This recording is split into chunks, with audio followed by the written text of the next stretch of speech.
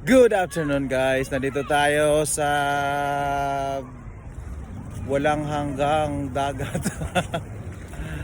Ayan, nandito kami sa Pantalan.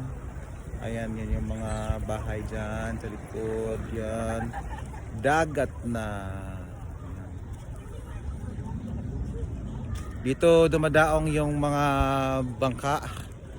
Dito yung mga nagbo-boating, yung pinapakyaw yung bangka at pupunta sa mga island hoppings. So dito sila na marami yan, you know. Ayan, so medyo maganda ang lugar, tahimik.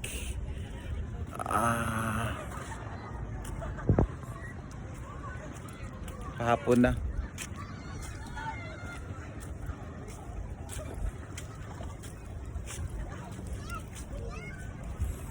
Yan, yung dagat yun. Ayun, yung bahay nila ni Lisa. Wow, yan. Tingnan natin yung bahay nila Lisa.